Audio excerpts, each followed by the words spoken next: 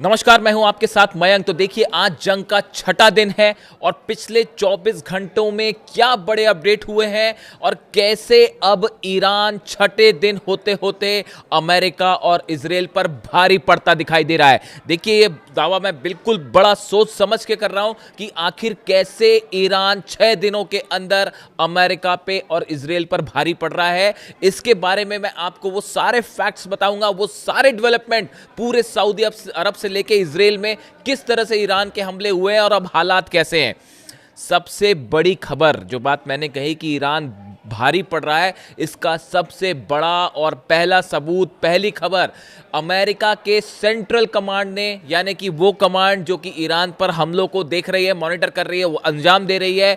Central command की तरफ से पेंटागन से रिक्वेस्ट की गई है कि हमें और सैनिक चाहिए, हमें और हथियार चाहिए और ये जंग अब 100 दिनों से ज्यादा चल सकती है।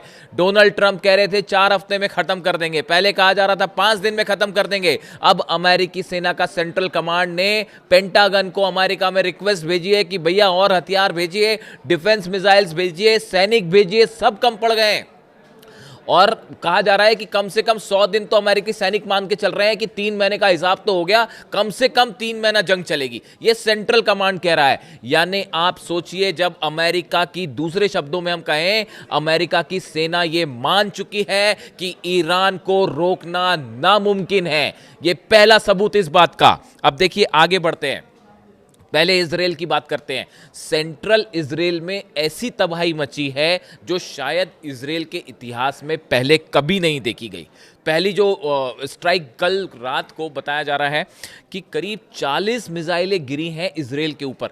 मैं फायर करने वाली मिसाइल्स की बात नहीं कर रहा हूं, 40 मिसाइल्स जमीन पर गिरी हैं इजराइल में। और भयंकर तबाही किन किन इलाकों में, सेंट्रल इजराइल जो है वो तो निशाने पे है।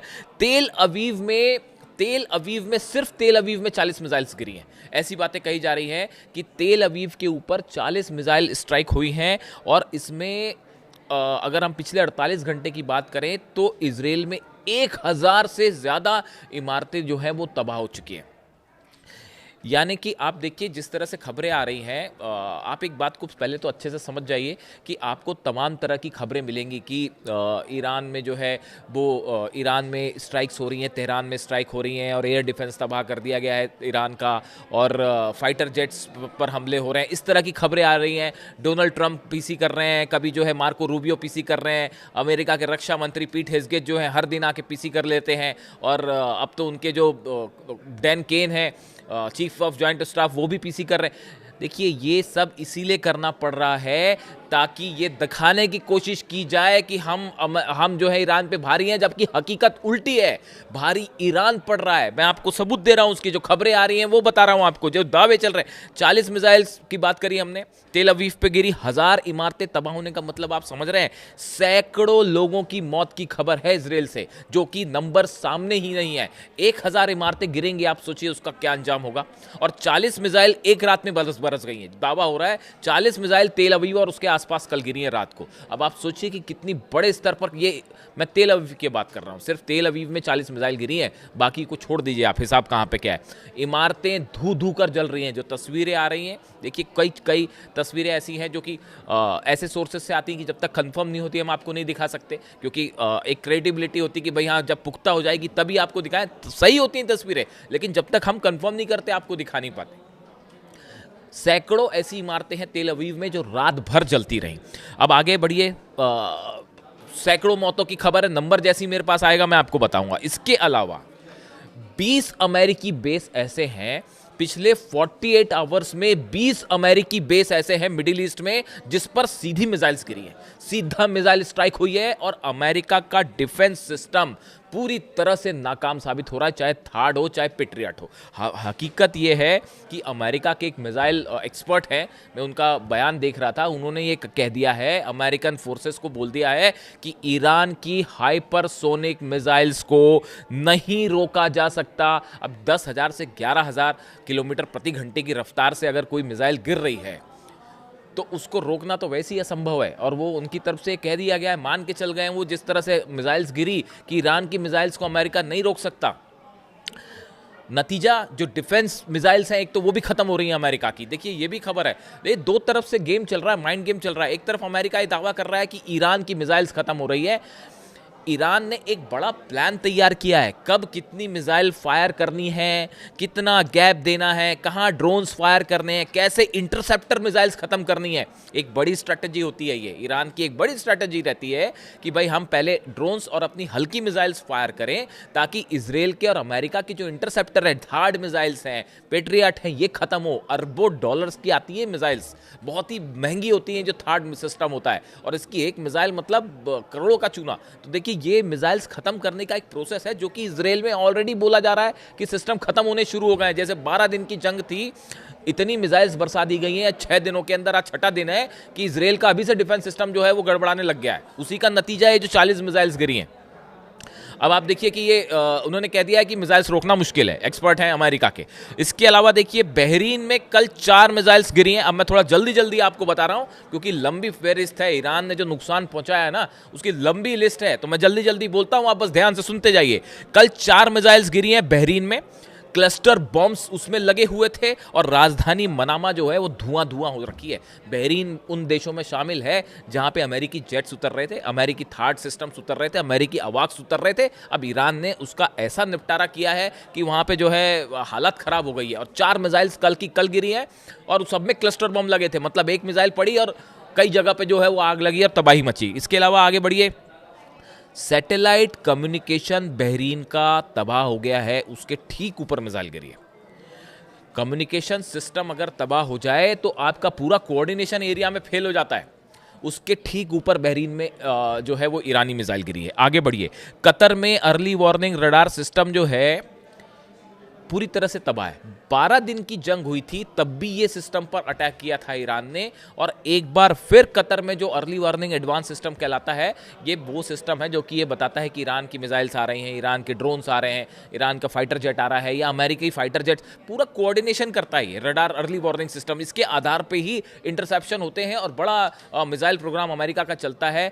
कतर में इसको मिसाइल से तबाह कर दिया गया है। इस रडार की तस्वीरें भी आपने देखी होंगी सोशल मीडिया पे, सीधा इस रडार के ऊपर मिसाइल गिरी है। अब आप देखिए, आप जब कतर में इतने आपके थार्ड लगे हुए हैं, कतर में कितने थार्ड सिस्टम लगे हुए हैं, उसके बावजूद रडार सिस्टम को नहीं बचा पाया अमेरिका।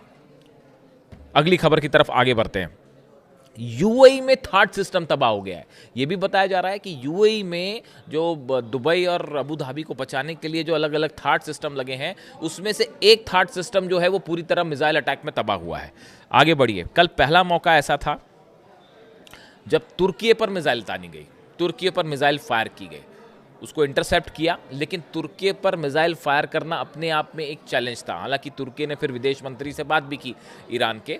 तो अब आप समझिए, ईरान का कहना ऐसा है कि हमारी 21 यूनिट्स हैं, ईरान की जो सेना है उसको 21 पार्ट में डिवाइड कर दिया गया है, 21 कमांडर्स तय कर दिए गए हैं, उन 21 यूनिट्स पर मिसाइल्स दे दी गई हैं और सबको कह दिया है अब इसको मारते रहिए जब तक आपको रोका ना जाए। कोई कम्युनिकेशन ही नहीं है। वो 21 आर्मी की यूनिट्स, एयरफोर्स की यूनिट्स, मिसाइल यूनिट्स अलग अलग बढ़ चुकी हैं, उसके 21 कमांडर हैं और वो सब के सब मिसाइल दाग रहे हैं और अब अंत तक मिसाइल दागी जाएगी।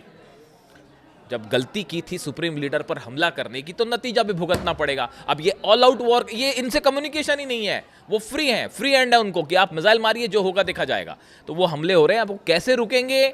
अब्बास अराक्ची विदेश मंत्री कह रहे हैं हमारे हाथ में नहीं है रोकना, अभी हमारे हाथ में नहीं है, अब तो ये जंग है और चल रही है, जब तक चल रहा है मामला चलेगा। इसके अलावा आगे बढ़िए आप, ईरान ने इजरायली F-35 जेट को मार गिराने का दावा किया है। ये डेवलपमेंट, ये पिछले 24 घंटे के सब डेवलपमेंट बता रहा हूँ। एक F-35 जेट ईरान के अंदर हमला करने के दौरान मार गिराया गया है, ऐसी खबरें हैं तेहरान से। और ईरान का दावा है कि हमने F-35 इजरायली जेट को मार गिराया गया, यानी इस तरह की भी जो खबरें चल रही है ना, कुछ जो डोनाल्ड ट्रंप कह रहे थे कि हमने उनका डिफेंस सिस्टम पूरी तरह से तबाह कर दिया है, तो ये अमेरिका के भी कई दावे ऐसे हैं। अगर F-35 जेट गिरा है तो फिर कैसे ईरान का डिफेंस सिस्टम पूरी तरह तबाह हुआ? ये बात सच है कि तेहरान में बड़े हमले हो रहे हैं और रेसिडेंशियल इलाकों पे भी हमले हो रहे हैं, बड़े हमले हो रहे हैं, जिसकी तस्वीरें भी सामने आ रही है। लेकिन ऐसा भी नहीं है कि जो है अगर F-35 जेट गिर रहा है तो उसकी तो कोई वजह होगी। आगे बढ़िए। इसके अलावा बताया जा रहा है कि इराक में भी रडार सिस्टम पूरी तरह से तबाह है। पिछले 24 घंटे के अंदर इराक पर जो मिसाइल्स फायर की गई, उसमें से भी एक मिसाइल ने इराक में रडार सिस्टम को हिट किया। देखिए, मैं आपको बता रहा हूँ, इसमें बड़ी टेक्निकल इंपॉर्टेंस है इसका, कि थार्ड सिस्टम यूएई में तबाह हो जाता है, कतर में रडार तबाह हो जाता है, इराक में भी रडार सिस्टम को। आप देखिए किस प्रिसीजन के साथ जो है वो ईरान के अटैक हो रहे हैं।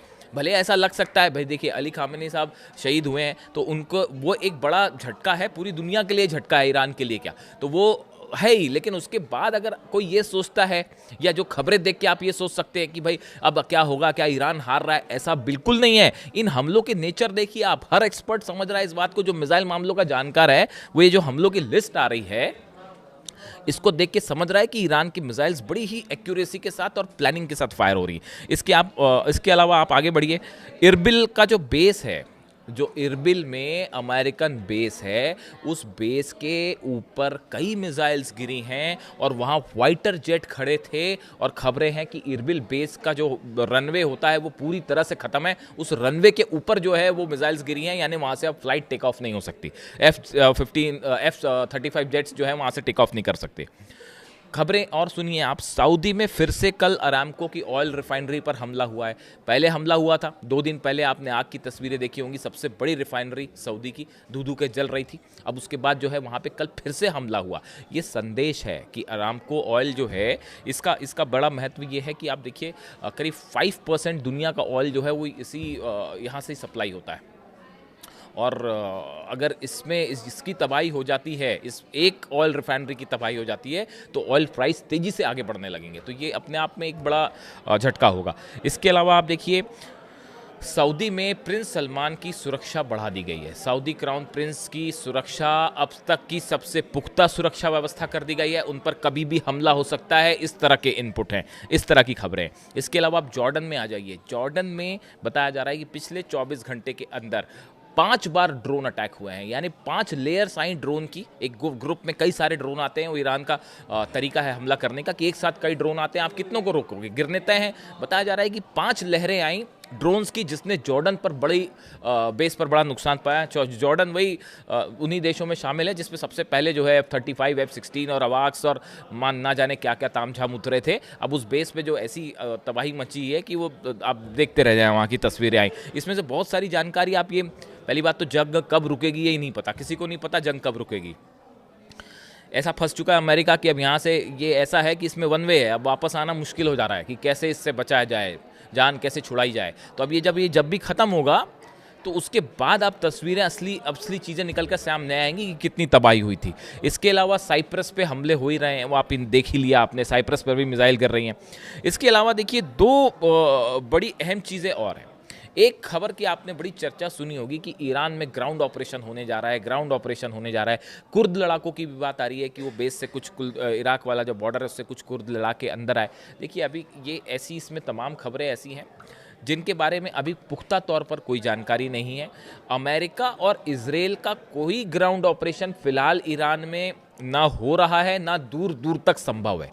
अगर अमेरिकन फोर्सेस ईरान में उतरती हैं या इजराइल के सैनिक वहां पे उतरने की कोशिश करते हैं, तो आईआरजीसी का कहना है, ईरान की सेना का कहना है, आप आओ यहाँ पे, पहली बात तो आपको उतरने नहीं दिया जाएगा, और अगर आप आ गए तो एक भी सोल्जर वापस नहीं जाएगा। ये ईरान की सेना का कहना है कि ग्राउंड ऑपरेशन करने की अमेरिका और इजराइल हिम्मत भी नहीं कर सकता। दूसरी जो खबर है जिसकी बार बार चर्चा हो रही है, और वो ये है कि कुर्द लड़ाकों वाली, इसमें कई सारे अपडेट हैं, इससे जुड़ी जानकारियां अभी सामने आनी बाकी हैं कि क्या वाकई इस तरह का कोई हमला कुर्द लड़ाकों ने करने की कोशिश की है। इससे जुड़ा अगर कोई अपडेट होगा वो मैं आप तक पहुंचाऊंगा। इसी बीच ईरान की तरफ से बड़ा दावा है कि हमने 24 घंटे में 100 अमेरिकन सोल्जर्स मार दिए हैं। अगर इससे जुड़ा कोई नंबर फिगर सामने आएगा तो मैं आपके पास ज़रूर लाऊंगा, लेकिन जिस तरह से तबाही हो रही है, इससे एक बात तो साफ है कि जो नंबर्स अमेरिका बता रहा है उससे कहीं ज़्यादा सोल्जर्स की कैजुअलिटी हुई होगी और कई सारे सैनिक घायल हुए होंगे जो नंबर्स बताए जा रहे हैं। ऐसे ही इजराइल का भी हाल है, इजराइल में भी बताया जा रहा है कि बड़े स्तर पर जो है वो सैनिकों की कैजुअलिटी हुई है। तो देखिए एक लंबी लिस्ट है, मैंने आपको कहा था मैं आपको 24 घंटे के सारे अपडेट बताऊंगा। ये अपडेट्स मैंने आपके सामने रखे हैं, और फिलहाल हकीकत ये है कि छठे दिन आते आते ईरान जो है वो भारी पड़ने लगा है। अगली खबर में 1-2 और बड़े खुलासे अगले वीडियो में। फिलहाल इतना ही, थैंक यू सो मच।